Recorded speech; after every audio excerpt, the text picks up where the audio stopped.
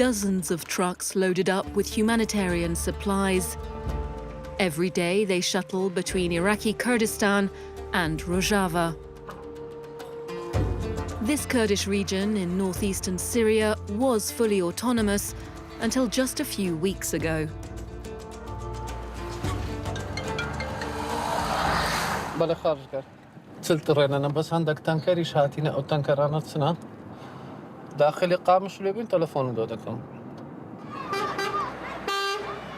These trucks from the Barzani Charity Foundation are headed to Syrian Kurdish civilians who've been displaced by fighting between the Syrian army and Kurdish forces.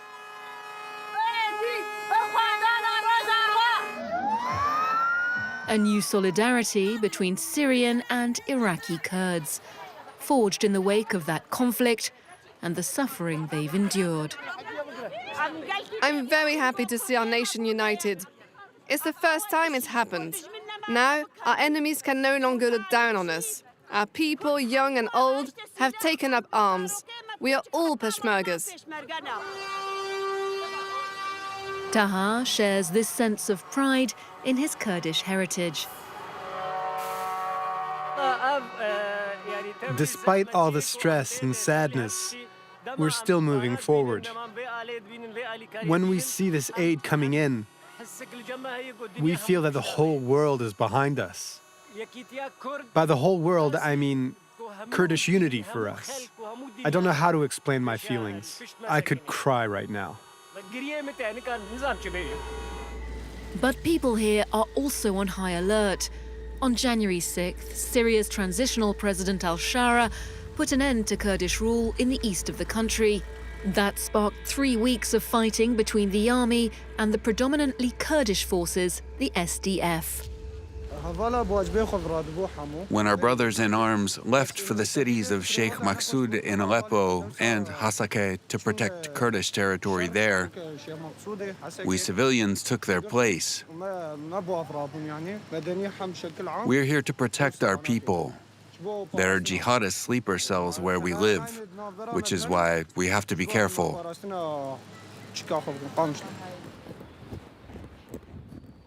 The following day, we meet up with Taha again.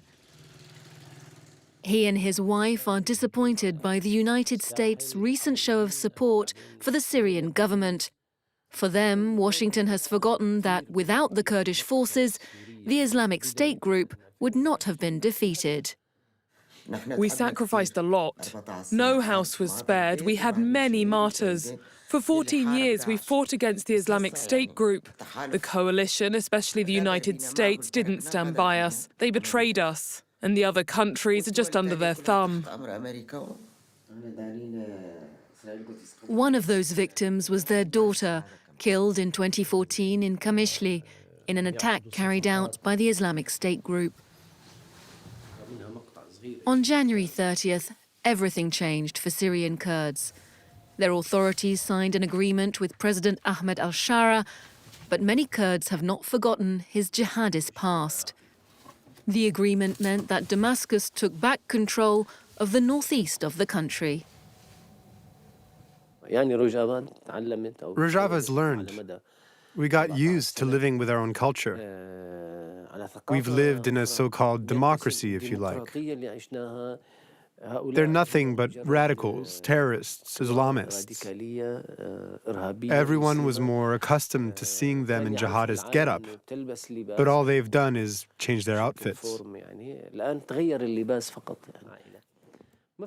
Taha says he'll never be able to trust them.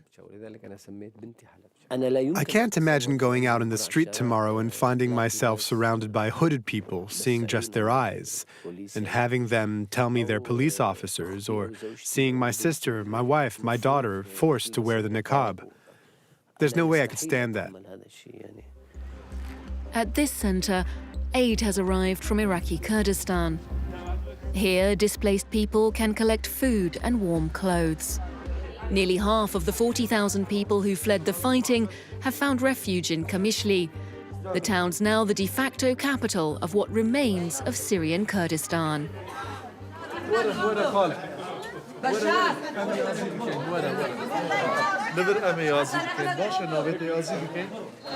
Hawa is from Kobane, a predominantly Kurdish city on the border between Turkey and Syria. She's not been able to return home for years. Hawa's already been forced to flee 3 times in the last decade. We were afraid of being killed. That's why we left. The first time we fled to Turkey when ISIS arrived. And then we went to Raqqa, and from Raqqa to here, Kamishli.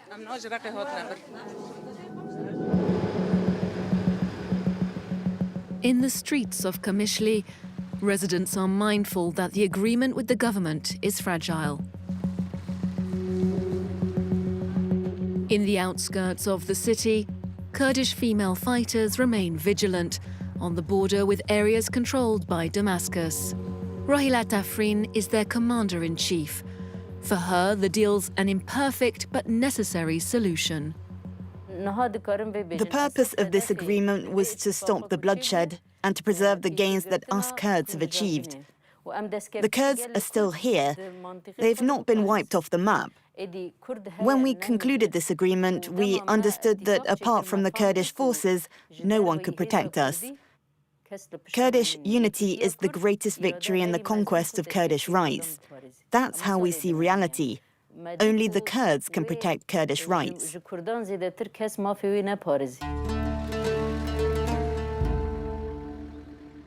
A sad observation and the feeling that history is repeating itself.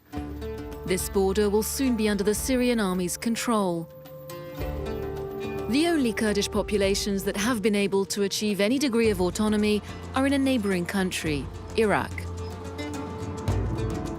For most Kurdish peoples scattered across Turkey, Syria and Iran, Iraqi Kurdistan remains a refuge, an example of what could one day be the greater Kurdistan that many dream of. Refugees like Emir.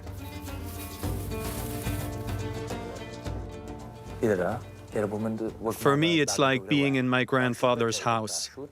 Iraqi Kurdistan is like that for Kurds from Iran, Turkey, and Syria. When one of us has a problem, for example, with a parent, we know that our grandfather's door will always be open. That's how we feel in Iraqi Kurdistan. In 2022, his life was shattered when he took part in the Women Life Freedom movement in Iran, following the death of Mahsa Amini, a young woman also from a Kurdish family. I got shot. I had a bullet here and another in the head. I lost a kidney and there's a fragment that's still lodged in my head. I'm in pain constantly. After more than a year and a half in prison, he was still being persecuted by the Iranian authorities. 5 months ago, Emir finally left the country. The borders separating these Kurdish populations are often porous. Emir was able to get into Iraqi Kurdistan with the help of the PDKI, the Democratic Party of Iranian Kurdistan. The PDKI has an armed militia. Their camps located in the mountains of the Balisan region, close to the border with Iran. I still dream of a free Rojalat and of the 4 regions of Kurdistan being free and united. Sima left Rojalat, Iranian Kurdistan, 3 years ago to become a Peshmerga. She joined her 2 brothers, who had also embraced armed struggle. For her, it was the only way to be useful to her community. There are more than 10 million Kurds living in Iran. I didn't study my mother tongue for almost 12 years. Everything was in Farsi. When I arrived here, I didn't even know how to write in Kurdish. This is an example of the injustice. We are even deprived of our own language. For security reasons, we were not told how many fighters are in this camp. For Karim, their leader, the only way to achieve freedom is determination and by joining forces. If Western countries and the US allow the regime to remain in power, the situation will be bad for the Kurdish people of Rojalat in Iran.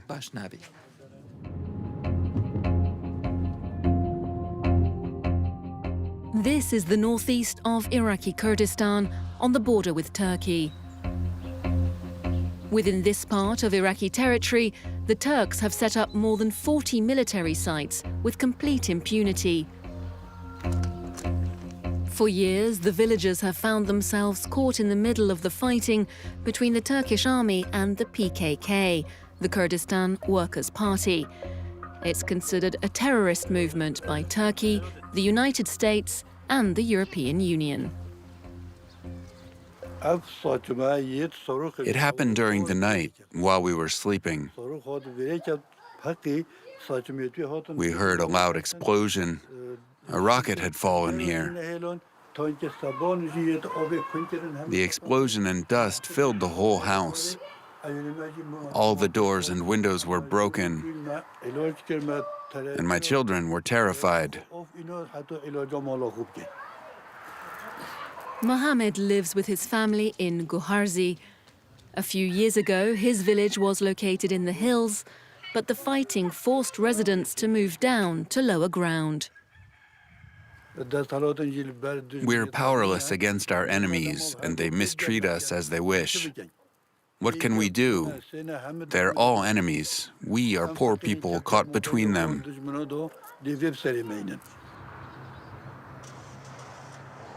Just a few miles away is the village of Sargale. Until a few years ago, 500 families lived here. Only about 20 of them decided to stay. In May of last year, the Turkish government and the PKK reached an agreement. The party announced its dissolution and the end of its armed struggle. When the peace agreement was signed between Turkey and the PKK, we were happy. We thought our situation would improve. But we cannot trust Turkey. We do not believe that this peace will last. Caught between conflicts, borders and history, many Kurdish people still dream of one day living in a greater Kurdistan. The loss of Rojava's autonomy has once again shown them that their rights are far from guaranteed, and that only by coming together will they be able to stand up to the nation-states that surround them.